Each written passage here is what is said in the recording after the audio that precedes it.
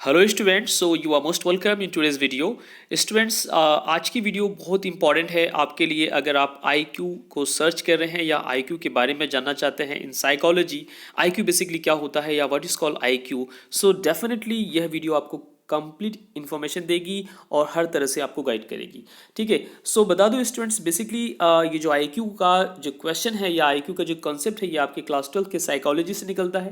That's mean psychological आपका एक mathematical formula यहाँ पर दे रखा है जिसके बेसिस पे हम ये जान सकते हैं किसी एक पर्टिकुलर पर्सन का आईक्यू कितना है। अब आईक्यू का मतलब क्या होता है मैं वो सारी चीज़ें आपको समझाऊंगा, ठीक है, ताकि आपके सारे कॉन्सेप्ट क्लियर हो जाए। लेकिन इससे पहले मैं आपको ये कहूँगा कि आईक्यू की जरूरत हमें क्यों पड़ती है। आईक्यू की जरूरत हमें इसलिए पड़ती है स्टूडेंट्स, कई बार आप देखते हैं दो बच्चे होते हैं, एक बच्चा बहुत तेज होता है, होशियार होता है, दूसरा स्लो होता है, तो हम कहते हैं दोनों बच्चे की इंटेलिजेंस में चेंजेस हैं, फर्क हैं। तो उनके हम इंटेलिजेंस के चेंजेस को भी जानने की कोशिश करते हैं। अच्छा, फैक्टर क्या है, क्यों ऐसा फर्क हो गया, उनकी बुद्धि के स्तर में क्यों फर्क हो गया, तो हम कई बार उसको भी जानने की कोशिश करते हैं। उसको जानने के लिए हम लोग को और बेसिक कंसेप्ट पे बात करनी होती है, और जिसके लिए अगर आपको वो चीज़ जाननी है तो आप क्या कीजिए, इस 9th वीडियो का पार्ट जो ए है आप उसे देखिए, बिकॉज उसके अंदर मैंने समझाया है किस तरह से हमारे जो एनवायरमेंट होते हैं, मतलब हमारे जो पर्यावरण होते हैं, और साथ ही साथ जो है हमारे जो जेनेटिक जो कैरेक्टरिस्टिक होते हैं, मतलब हमारे जो आनुवंशिक लक्षण होते हैं, ठीक है, जो इनहेरिटेड जो कैरेक्टरिस्टिक होते हैं, वो हमारे आईक्यू पे किस तरह से फर्क डालते हैं, हमारे भौतिक स्तर पे किस तरह से फर्क डालते हैं। तो मैंने उसमें डिटेल एक्सप्लेन किया है, तो आप फर्स्ट पार्ट को जरूर देखें। अगर आपको जस्ट जो है आईक्यू के बारे में जानना है तो ये वीडियो आपके लिए कंप्लीट है, बिकॉज इसके अंदर मैं ग्राफ का यूज़ किया हूँ, ठीक है, और टेबल का यूज़ करके आपको आईक्यू समझा दूंगा बहुत अच्छे से। साथ ही साथ आप किसी के आईक्यू को आप निकाल भी सकते हो इजिली, ठीक है। तो सबसे पहले मैं आपसे बात करता हूं आईक्यू होता क्या है नॉर्मली। आईक्यू का फुल फॉर्म होता है स्टूडेंट्स इंटेलिजेंट क्वेश्चन, ठीक है। इंटेलिजेंट क्वेश्चन बेसिकली क्या होता है, आपने क्वेश्चन का हो सकता है नाम सुना हो, जिसे इंग्लिश में हम क्वेश्चन कहते हैं लेकिन इसे हिंदी में हम भागफल कहते हैं, ठीक है। मैथमेटिकल जो क्वेश्चन होता है, जैसे अगर मैं आपसे बोलूं कि स्टूडेंट्स क्या करो, आप 10 को डिवाइड कर दो 2 से, 10 का आपको भाग करना है, ठीक है, 2 से। सो आप पहाड़ा पढ़ेंगे, टेबल पढ़ेंगे, 2 5 जा 10, तो 5 टाइम्स जाएगा और आपका रिजल्ट आ जाएगा और 0 यहाँ पर आ जाएगा, ठीक है। तो आप बोलोगे सर मेरा जो भागफल है, दैट्स मीन आपका जो क्वेश्चन है दैट इज क्यू। तो आपका क्वेश्चन कितना आ गया, क्यू आ गया। तो ये जो क्यू है इसे हम कहते हैं भागफल, लेकिन जो इंटेलिजेंट जो क्वेश्चन होता है उसे अपने बुद्धि का फल कहते हैं, ठीक है। आप ऐसा जनरली समझ सकते हो, जस्ट माइंड में ले सकते हो, आपको डेफिनेटली वो थोड़ा सा इजी टू अंडरस्टैंड होगा, ठीक है। यहाँ पर आईक्यू का मतलब बेसिकली क्या है, इंटेलिजेंट क्वेश्चन। तो इसका जो फॉर्मूला है वो है क्या स्टूडेंट्स, मेंटल एज को अगर हम डिवाइड करते हैं क्रोनोलॉजिकल एज से तो अपने को मिलता है आईक्यू। अगर हम उसको 100 से मल्टीप्लाई कर देते हैं, जो नंबर अपने को मिलेगा वो एक प्रॉपर वैल्यू में मिलेगा, अदरवाइज यहाँ पर जो नंबर मिलेगा वो डेसिमल नंबर दशमलव मिलेगा। इसलिए 100 से गुना करते हैं और 100 से गुना करने के बाद वो नंबर उसे परसेंटेज में भी आप कह सकते हैं, बिकॉज आपको पता है 2 अपॉन वाली संख्या को अगर हम 100 से गुना करते हैं तो आपका प्रतिशत में कन्वर्ट हो जाता है, तो वो चीज़ थोड़ा सा बेटर हो जाती है। तो यही आपका एक मैथमेटिकल फॉर्मूला स्टूडेंट, जिसको हम लिखते हैं I Q is equal to M A upon C A into 100, जहाँ पर एम ए का मतलब मेंटल एज, सी ए का मतलब क्रोनोलॉजिकल एज, एम ए को हिंदी में कहते हैं मानसिक आय, ठीक है, आयु दैट्स मीन, और सी ए को हिंदी में कहते हैं कालानुक्रमिक आयु, ठीक है स्टूडेंट्स। तो यहाँ तक आप अच्छे समझ गए, ठीक, वेरी गुड। अब हम आगे चलते हैं और आपको समझाते हैं कुछ क्वेश्चन। सो सबसे पहला यहाँ पर एक क्वेश्चन मैंने आपको समझाएंगे लिखा है, दूसरा आपके लिए है, तो आपको सेकंड क्वेश्चन आपको करना है। तो फर्स्ट क्वेश्चन आप देखेंगे, यहाँ मैंने लिखा है 10 years old boy has mental age is 12 years, find his IQ level। मतलब कोई एक बच्चा है जिसकी उम्र कितनी है, 10 साल है, जिसकी उम्र कितनी है, ये है एक्चुअल उसकी उम्र, ठीक है। और ये तो उसकी एक्चुअल उम्र हो गई, इसे हम सीए कहेंगे, राइट। और उसकी जो मेंटल एज है, मतलब उसकी बौद्धिक स्तर की जो उम्र है वो स्टूडेंट्स वो कितनी है, 12 है। दैट्स मीन एमए जो है वो किसके इक्वल है, वो 12 के इक्वल है। तो अब हम यहाँ पर कैसे कैलकुलेट करेंगे आईक्यू को, तो आप क्या करेंगे, 12 को ऊपर रखेंगे, 10 को नीचे रखेंगे और 100 से गुना कर देंगे, ठीक है, यहाँ 100 से गुना कर देंगे आप। तो आप जब इसको डिवाइड करेंगे तो आपका 1.2 आएगा। 1.2 को अगर आप 100 से गुना करेंगे तो कितना आ जाएगा स्टूडेंट? 120 आ जाएगा, जो कि एक बेस्ट क्लास का मतलब एडवांस क्लास का आईक्यू लेवल बताता है, मतलब बहुत अच्छा, बहुत इंटेलिजेंट। ठीक है, तो इस तरह से आपने देखा कि कैसे आपने इजीली आईक्यू को निकाल लिया। तो इस तरह से आप कह सकते हैं ये बच्चा जो है इसका आईक्यू लेवल बहुत अच्छा है। और आपने कई बार ऑब्जर्व किया होगा कि आपके फैमिली में ही आपके सराउंडिंग में ही दो बच्चे होते हैं, एक बच्चा बहुत तेज होता है, एक बच्चा थोड़ा स्लो होता है। ठीक है, ऐसा क्यों होता है? तो हमें ऐसा ये चीज़ें हमें क्लियर हो जाती है कि एक बच्चे का आईक्यू क्या है, ज़्यादा है, दूसरे का क्या है, कम है। और कई बार हम छोटे बच्चे से ऐसे कुछ क्वेश्चन सुनते हैं उसके मुंह से कि हमें लगता है यार ये अपने ए से कुछ बढ़ के पूछ रहा है या अपने ए से कुछ ज़्यादा निकल के आगे जा रहा है, तो हम उसको कह भी देते हैं कि ज़्यादा आप बोलो मत, ज़्यादा बनो मत। ठीक है, या ज़्यादा दादा मत बनो। ठीक है, इस तरह से उसको हम अपने अपने अलग अलग टोन में अलग लैंग्वेज को बोलते हैं। तो यहाँ से भी अपने को पता लगता है वो बच्चा क्या है, अपने क्रोनोलॉजिकल जो उसकी एज है, मतलब उसकी जो एक्चुअल जो एज है उससे कहीं ज़्यादा जा रहा है, बिकॉज उसका मेंटल एज क्या है, ज़्यादा है। ठीक है, तो आई होप स्टूडेंट्स कि आप आईक्यू को निकालना समझ गए, आईक्यू का मतलब भी समझ गए और आईक्यू के फॉर्मूले को भी समझ गए। अब आपको आईक्यू निकालने के लिए मैं एक क्वेश्चन देता हूं जिसे आपको सॉल्व करना है। ये क्वेश्चन आपके लिए है, आपको सॉल्व करना है, यूट्यूब के कमेंट बॉक्स में मुझे कमेंट करना है और ये है आपका होमवर्क। अब चलते हैं इसके आगे, हम और कुछ कंसेप्ट को समझते हैं। सो यहाँ पर अभी आपने प्रीवियसली उस बच्चे का जो आपने आईक्यू निकाला था वो कितना निकाला था, 120। तो यहाँ पर आपको एक टेबल मिलती है, इस टेबल से आपको पता लग जाता है कि आईक्यू बेसिकली किस श्रेणी में इस बच्चे का आता है। तो इसकी सर्टेन रेंज है, यहाँ पर बुद्धि लाब्दी वर्ग दे रखा है, इसका मतलब आईक्यू आपका हो गया, आईक्यू आपका एक क्या कहते हैं लेवल। और यहाँ पर नेक्स्ट में आपको दे रखा है वर्णात्मक वर्गा नाम और जनसंख्या प्रतिशत, मतलब कितने लोग इस श्रेणी में आते हैं, उनका जो है वो पर्टिकुलर किस उसका क्या कहते हैं उसको रेट में आएगा, तो वो चीज़ यहाँ पर समझाई गई है। जैसा कि आपने देखा यहाँ पर अभी जो हमने आईक्यू निकाला है उस बच्चे का, उसका 120 आ रहा है। तो 120 बेसिकली हमारे जो जनसंख्या प्रतिशत की अगर मैं बात करूँ तो 6.7 लोग इस रेट में आते हैं, इस जनसंख्या में आते हैं। मतलब पूरे अगर हम पूरी जनसंख्या को अगर मैं बोल दूँ 100 है तो उसमें से 6.7 जो है इस वाली श्रेणी में आते हैं, जिसका आईक्यू लेवल होता है 120 से 30, मतलब बहुत ही बेहतर, बहुत अच्छा।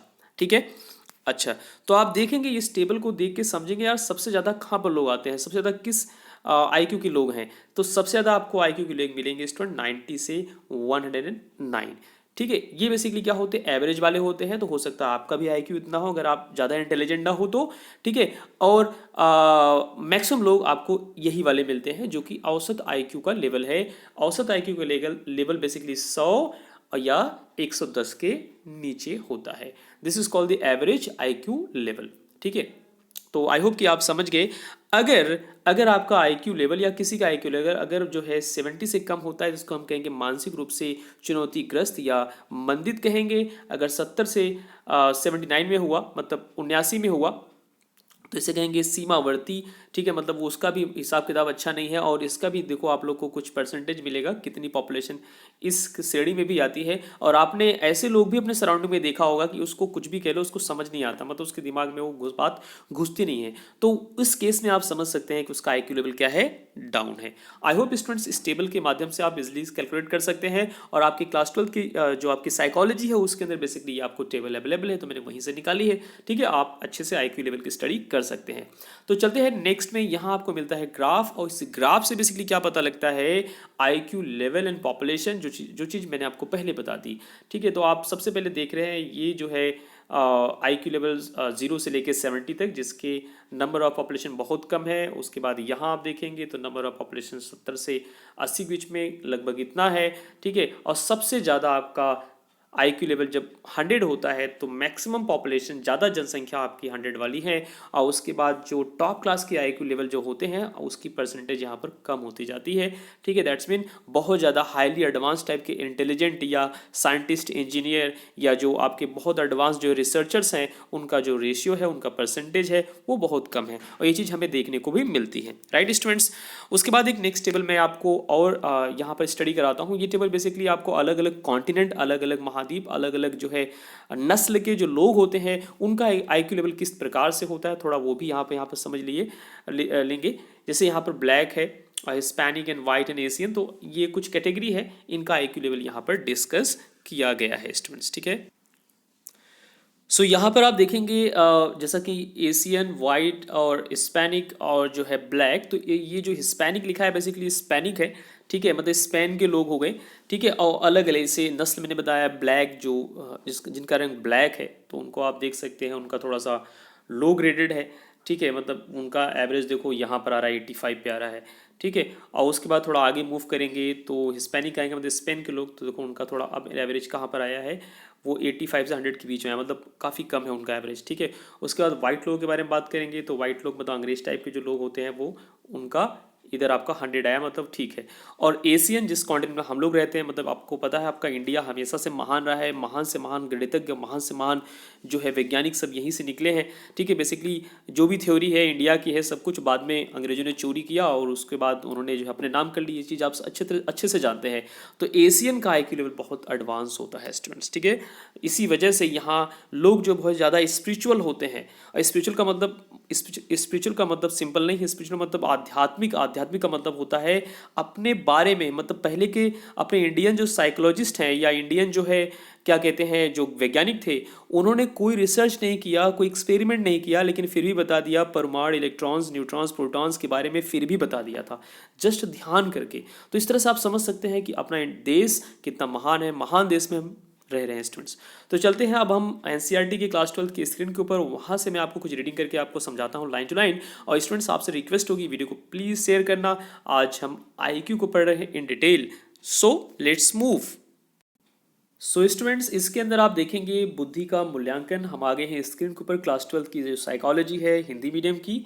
सो बेसिकली जो बुद्धि का मूल्यांकन है उसको सर्वप्रथम जो है 1905 में अल्फ्रेड बिने और थियोडोर साइमन ने औपचारिक रूप से बुद्धि के मापन का सफल प्रयास किया। तो ये नाम आप ध्यान रखेंगे, 1905 में सफल प्रयास किया गया, मतलब बिगिनिंग इसकी हुई, ठीक है। उसके बाद 1908 में अपनी मापनी का जो है थोड़ा संशोधन करके, सुधार करके इन्होंने क्या किया, मेंटल एज जिसे हम कहते हैं जो है मानसिक आयु, ठीक है, को संप्रत्यय दिया। और जो है मानसिक आयु के मापन का अर्थ है कि जो कि मैंने आपको पहले ही बता दिया है, इसका अर्थ बेसिकली क्या होता है, आपकी बुद्धि का जो एज होता है, मतलब एक 5 वर्ष का अगर बच्चा है लेकिन उसकी बुद्धि अगर जो है 10 साल के बच्चे के बराबर है या 6 साल के बच्चे के बराबर है, तो वो जो 6 ईयर्स है बेसिकली वो उसका मेंटल एज कहलाएगा। दोबारा समझिए कि एक बच्चा है जिसकी उम्र है 5 ईयर्स, लेकिन इस बच्चे का जो दिमाग काम कर रहा है वो 6 ईयर्स के काम कर रहा है, ठीक है। मतलब 6 साल के बच्चे के बराबरी ये मतलब क्वेश्चन कर लेता है, बात कर लेता है या डिस्कशन कर लेता है, तो आप बोलेंगे इसकी मेंटल एज कितनी है, 6 साल। इसकी जो कालानुक्रमिक जो आयु है जो कि हम सीए कहते हैं, तो ये आपका 5 साल होगी, ठीक है। तो वही चीज़ यहाँ भी समझाया है। अब हम थोड़ा सा आगे चलते हैं और चीज़ों को समझते हैं। कह रहा 1912 में एक जर्मन मनोवैज्ञानिक, इनका नाम है विलियम स्टर्न, तो इस नाम को बिल्कुल नहीं भूलेंगे। 1912 में 1912 जर्मन मनोवैज्ञानिक विलियम स्टर्न ने बुद्धि लब्धि इंटेलिजेंट क्वेश्चन आईक्यू का संप्रत्यय विकास किया है, और जो कि यहाँ पर अपने को फॉर्मूला मिलता है क्या, बुद्धि लब्धि इज इक्वल टू मानसिक आयु बटे कालानुक्रमिक आयु गुना 100 से गुना करने का यही पर्पज है स्टूडेंट, ताकि जो नंबर दशमलव में आ रहा है, ऐसे मान लेते हैं कि आपका अगर आईक्यू कितना आ गया 0.90 आ गया, इसको 100 से गुना करते फायदा क्या होगा, वो अच्छा लगेगा देखने में, थोड़ा 90 आपको दिखाई देगा, ठीक है। तो ये बेटर है, तो इसी वजह से 100 से मल्टीप्लाई करते हैं। इसे परसेंटेज में भी कह सकते हैं, बिकॉज किसी चीज़ को 100 से गुना करते हैं कोई भी भिन्न को, तो आपका प्रतिशत में कन्वर्ट हो जाता है। तो सेम चीज़ें यहाँ बताई है, आपके लिए कुछ और क्वेश्चन बनते हैं स्टूडेंट्स, इन क्वेश्चंस को भी आपको मुझे करके दिखाना है, तो आप इनको करिएगा और इसका कमेंट मुझे करके बताना, ठीक है।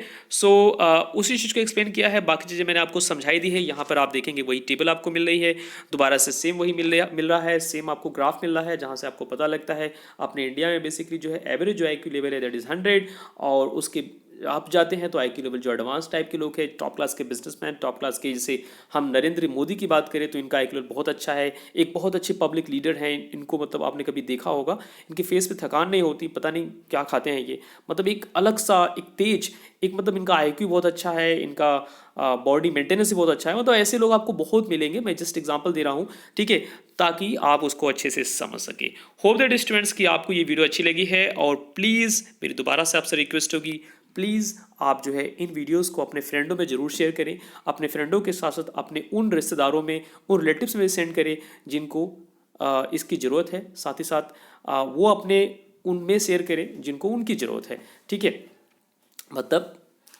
टोटल में ये कहना है कि आप वीडियो को मैक्सिमम शेयर करें, बिकॉज मेरा एफर्ट ये है कि मेरी रीच मैक्सिमम हो। ओके स्टूडेंट्स, सो आप सभी को रखना अपना ध्यान। Till then student, take care and thank you so much.